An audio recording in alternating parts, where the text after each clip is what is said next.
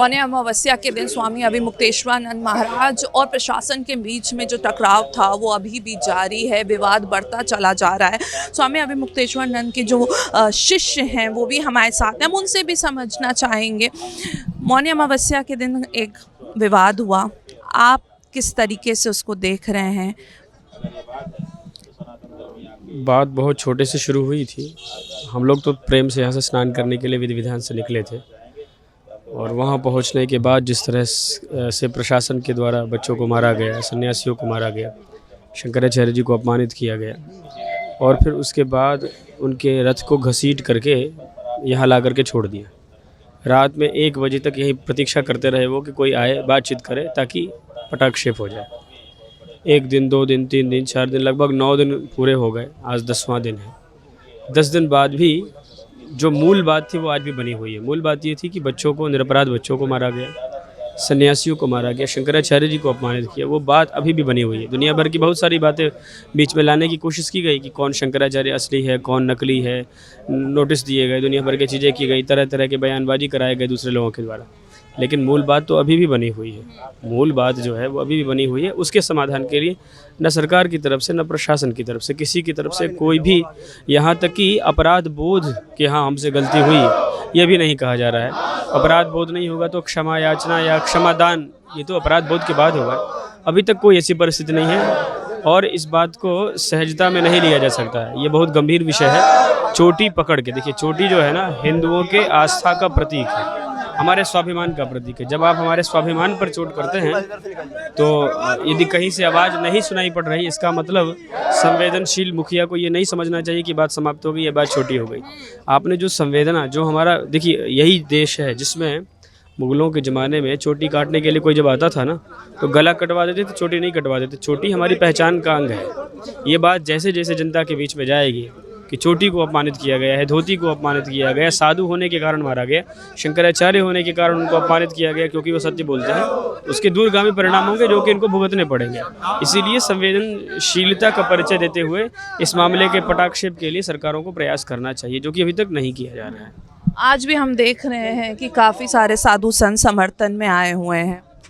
हाँ, ये हमारे यहाँ साधुओं में एक विधा है, वैरागी साधुओं में पंचाग्नि तापते हैं वो। अब जो कष्ट है हमारे मन में उसको हम कैसे व्यक्त करेंगे, तो उसको व्यक्त करने का ये एक तरीका है कि हम भी और कष्ट ले करके, अग्नि के बीच में बैठ करके हम अपने आप को कष्ट सहते हैं।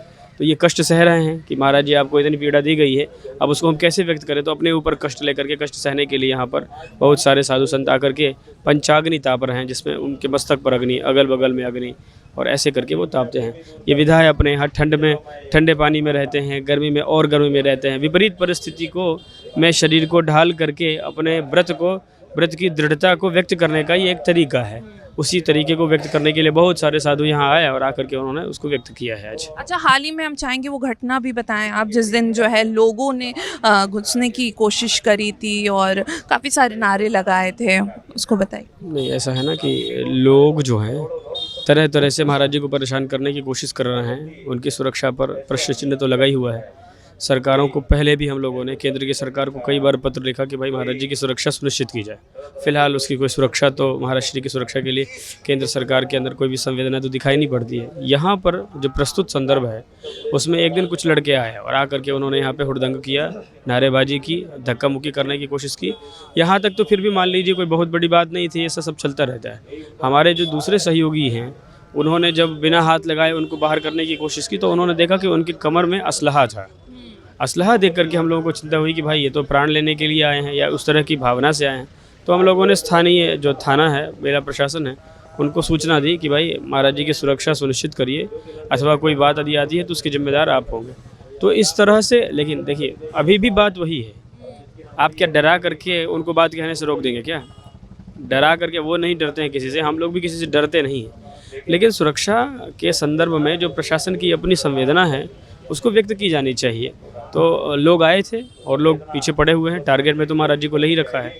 अब ये ऐसा है कि सनातन धर्मियों का, हिंदुओं का, सच्चे श्रद्धालुओं का, सभी साधु सन्यासियों का और देश भर के जो हिंदू हैं उन्होंने अपनी भावनाएं व्यक्त की कि हम 500 की संख्या में, हम 400 की संख्या में, हम 200 की संख्या में हम सीक्वेंस बना करके आपकी सुरक्षा करेंगे। तो महाराज जी की सुरक्षा तो जनता कर ही रही है, लेकिन जो दुष्ट लोग हैं वो उनकी सुरक्षा में चूक करने की कोशिश लगातार कर रहा है और उन्होंने उसका एक प्रत्यक्ष प्रमाण हम लोगों को उस दिन दिख गया था। वीडियो जर्नलिस्ट संजीव मिश्रा के साथ अनु फातिमा, भारत एक्सप्रेस, प्रयागराज।